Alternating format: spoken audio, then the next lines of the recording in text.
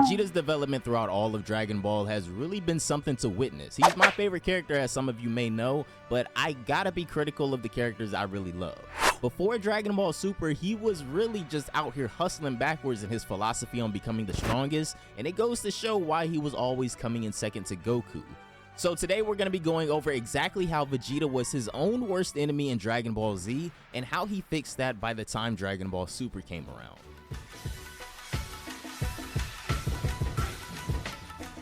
We all already know that Vegeta is the Prince of the Saiyans, so it would probably be safe to assume that he would have received top-notch training not just while on planet Vegeta, but also afterwards while working under Frieza so closely as well. The databooks state that when Vegeta first arrived on Earth in the Saiyan Saga, he had a power level of around 18k. This is what Goku and the Z-Fighters had to prepare for after Raditz, and we saw Goku go through proper training as well as Piccolo, Gohan, and the others. Of course, when Vegeta inevitably lost to the Z-Fighters after that long, drawn-out fight, he gained quite a bit of strength after resting and showed up on Namek a considerable amount more powerful than he was prior. The concept of Zenkai Boost was really significant during this time in DBZ, as it was Vegeta's #1 catalyst for being able to become a Super Saiyan so soon. Well, needless to say, Vegeta wasn't the first Super Saiyan we saw, but due to this whole concept of Zenkai Boost, which involves the massive increase in strength a user experiences when recovering from near death, and how much Vegeta tried to abuse this so early on, you start to see why Ultra Ego is kinda ironic. Vegeta's training, in big quotation marks, on Namek surely made him a lot stronger, but he was still far and away from where Goku would find himself as he arrived on Namek and enjoyed the benefits of a Zenkai Boost as well. But Vegeta's real training would only start once they arrive back on Earth, and once you guys leave a like on the video, but I'm sure you all have long since done that by now. Right, guys? In the Android Saga, Goku's influence over Vegeta had never been so apparent in my opinion. The burn from not only not becoming a Super Saiyan, but knowing that Kakarot did it before him, made Vegeta prioritize his training like never before. If this wasn't bad enough, Vegeta wasn't even the second Super Saiyan to appear in our story. The Z-Fighters were shook when Trunks pulled up and turned Frieza into diced ham, but doing it as a Super Saiyan just completely threw the cast through a loop. Vegeta's drive was now at an all-time high, and in preparation for the coming android threat, his training would take him to never-before-seen heights that broke him down along the way. Vegeta would train in solitude every day, and with the help of the Brief family's technology, he was able to accelerate the process a lot. If Goku trained at 20, 50, even 100 times gravity on the way to Namek, then Vegeta would be determined to exceed his results by upping the ante even more. And this would take us to that dangerous planet that Vegeta was training on that was 150 times Earth's gravity and storming terribly. The grueling nature of what Vegeta put himself through here broke him completely. I mean, bro was torturing himself damn near. He was training harder than Goku, putting himself through more torture and pain, but he still just couldn't figure it out. When a meteor shower nearly kills him one day, he's had it. Vegeta just stops caring. About Kakarot, about being a Super Saiyan, about everything, even his own life. And that is when it happens. Vegeta snaps and finally attains that power that had eluded him for so long.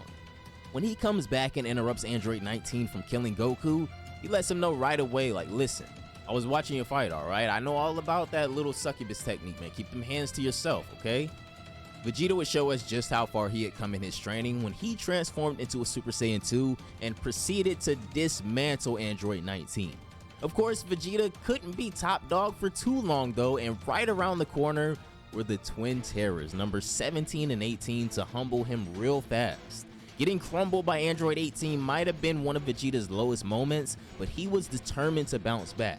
With Trunks back in the timeline to help them combat the androids, he and Vegeta would enter the hyperbolic time chamber together in order to defeat Cell, who had recently shown himself in the present day thanks to the time machine. I feel like this was one of the earliest moments in Vegeta's training where he was actually taking the proper steps to being able to compete with Goku, and I think it was here that he began to learn a valuable lesson that he refused to acknowledge until much later on. Even though he and Trunks did their separate thing in the time chamber, if they had trained together and Vegeta warned him ahead of time about the dangers of using Super Saiyan Grade 3 or Ultra Super Saiyan, whatever you guys want to call it, things may have turned out a bit differently. This was a moment in Vegeta's training that was pretty pivotal in my opinion, because Vegeta gained a deep understanding of not just the Super Saiyan transformation, but the utilization of these forms in general. While he didn't master Super Saiyan at this time to the same effect as Goku and Gohan, Vegeta was a lot more sensible when it came to power-ups than Trunks. When these two came out of the time chamber, Vegeta was overly confident that there would be no need for anybody else to even train because he would take care of Cell himself. Well, that's pretty ironic because while Vegeta very well could have dealt with Cell himself by the time they met, he threw. They let that man absorb Android 18, become perfect, and all hell broke loose. All of a sudden, none of that training in the time chamber meant anything. Perfect Cell was not with the BS, and not even Vegeta's strongest attack, the Final Flash, was enough to take him out. Vegeta's quote-unquote training with Trunks was effective, but with no one besides Gohan perfecting that Ascended Saiyan state that we now know of as Super Saiyan 2, it just wasn't enough at the time. Now we fast forward a little bit more after Goku dies and he decides that it may be better for him to just stay away from the world of the living. Vegeta doesn't let this hinder him from training to keep himself from getting soft. Living amongst the humans and having such a pampered life alongside Bulma threatened his warrior way of life, so even without Goku around for that extra motivation, Vegeta continued his training. You could probably also just attribute this to him being a Saiyan and this being all he knows as well, causing him to want to stay near peak and also him wanting to see if he can ascend past the level that Gohan displayed during the Cell games. Vegeta would presumably still be using the gravity chambers at this time and being well accustomed to over 100 times Earth's gravity. We see this as he's training with Kid Trunks early on in the arc, as he warns him that if 150 times gravity is too much for him, then he understands. But this is when we first see that Trunks is already able to transform into a Super Saiyan. He breaks the news to Vegeta that Goten, who is a year younger than Trunks, is also able to turn into a Super Saiyan, which baffles Vegeta even further, but seeing the potential of Gohan, it shouldn't have been much of a surprise. Now, Vegeta's training over the 7 years that Goku was dead may have been some of the most uneventful training I've ever heard about in Dragon Ball, because in 7 years' time, he was still unable to catch up to Gohan.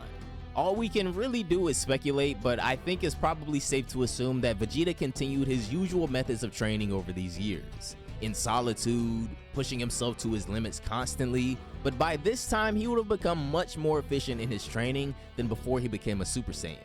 Something we can kind of infer from how Cell remarked about Vegeta already knowing about the Ultra Super Saiyan form and choosing not to use it. Power itself isn't everything, and it takes discipline and humility to understand that and accept that as a warrior like him. So in finding that more efficient way to use his Super Saiyan powers, Vegeta would show the results of a more disciplined approach to his training. But again, in 7 years, none of them on Earth were able to replicate even close to what Gohan did against Cell. During the World Tournament, Vegeta could tell that Goku had gotten much stronger in his absence, and seeing as how he began to feel like he needed his former self back in order to gain the power he was looking for, seeing what Babidi's magic did to average at best fighters may have been exactly what he was searching for. Majin Vegeta vs Goku is one of the greatest fights of all time in Dragon Ball, hands down, and even though it was kinda technically a sparring match, I'm not gonna count this as training. Even with that power-up that Babidi gave him, pretty much putting him on par with Super Saiyan 2 Goku, who we know was holding back, Vegeta still just did not get it. His methods of obtaining power, while they were effective in the end, just couldn't allow him to keep up with Goku in the way he wanted. Vegeta wanted to forego the person he had changed into. The father, the husband, the protector, all for strength, when these very things, the family he had to protect, were his greatest source of strength the whole time. But if we want to take things on a more physical level, Goku's training early on in DBZ was always just a little bit more inclined to him having greater results because of his tutelage. Outside of the hyperbolic time chamber with Gohan, training with Piccolo once or twice, and maybe like a few other times I'm forgetting, Goku is usually training under a mentor. Having someone more experienced than you guiding your already insane ability to learn and adapt gives Goku an extra edge a lot early on. His mentors being people who not only respect the art of battle, but who also fight to ensure peace and the well-being and protection of others. But it wouldn't be until we finally get to Dragon Ball Super where we see Vegeta formally undergo apprenticeship for the first time under Whis, and years of training with Goku instead of alone, that he pretty much just caught up to him right away. I mean, damn, who would have thought that this whole time if Vegeta worked with Goku, he could be stronger than him a lot easier. One of the recent, more significant training arcs for Vegeta is definitely his little stint on Yardrat during the Moro arc in the Dragon Ball Super manga. When Vegeta and Iriko arrive on planet Yardrat, surprising the locals, some Yardrats mistake Iriko for Vegeta, remembering back to when Goku visited and the defeat of the Ginyu Force. Vegeta asks about the Yardrat who taught Goku instant transmission, and to his surprise, a single Yardrat makes all the other ones vanish as they were just clones used for intimidation, and he reveals himself as the one who taught Goku. This is just one of the many things that the Yardrats are capable of, so Vegeta was all in at this point. Vegeta meets the Yardrat elder Paibara and explains the situation about Moro and his desire to learn a new technique. Paibara lets Vegeta know that actually the Yardrats don't have this huge wealth of techniques like he thought, but instead they focus on something called spirit control, which is their term for ki manipulation. The Yardrat demonstrates abilities like instant transmission, multi-form, and gigantification, all achieved through spirit manipulation. Vegeta requests to be taught spirit control as well, and this was some of the most chill training I've ever seen him do. Man, they fitted my boy out with the Yardrat long sleeve with the chest plate joint, and they sat his ass on a pole. Pause. But I mean, that's what happened. Vegeta had to attain perfect balance of his unstable spirit by balancing his body and mind. Goku took 10 days of sitting up there on that pole to do it, and Vegeta's spirit is even more unstable than his, so this was some real hardcore discipline Vegeta had to learn. But his drive and determination actually enabled him to polish his spirit even more than Goku did, and he did it in no time. And this is pretty much what I mean. Under mentorship like Paibara, Whis, and even Beerus, Vegeta makes leaps and bounds in his training faster than most. I mean, his efficiency has come a long way since DBZ. Vegeta showed a glimpse of his early spirit control on Yardrat when some of Moro's henchmen showed up and he fired off a much bigger blast than he meant to, but this was all due to him not realizing just how much stronger he had gotten since being here, and the pinnacle of his teachings being the spirit fission technique he used against Moro. But Vegeta's discipline, humility, and understanding would show themselves again recently in the Dragon Ball Super manga. As they train on Beerus' planet, Vegeta states to Goku that while they do need to get stronger, how they've been going about it has pretty much peaked for them. Their bodies themselves are pretty much as strong and physically durable as they're gonna be, but how they use their power is what needs fine-tuning for them to naturally compete on the same scale as guys like Jiren, Moro, Broly, Gas, even Black Frieza. All of these guys more or less were physically about as strong as them, but they utilize their powers much differently. Broly possibly being an outlier right now with his seemingly limitless potential and him training with Goku and Vegeta. So yeah, in Dragon Ball Z, I absolutely think Vegeta sucked at training and was running himself into a wall more often than not, but by the time he starts training under Whis, and even just training with Goku in Dragon Ball Super, all the discipline, patience, and experience he had gained over the years was finally paying off. I didn't even have to get into the Destroyer training with Beerus. That's just like Shaq and Kobe coexisting. We don't really got to talk about that.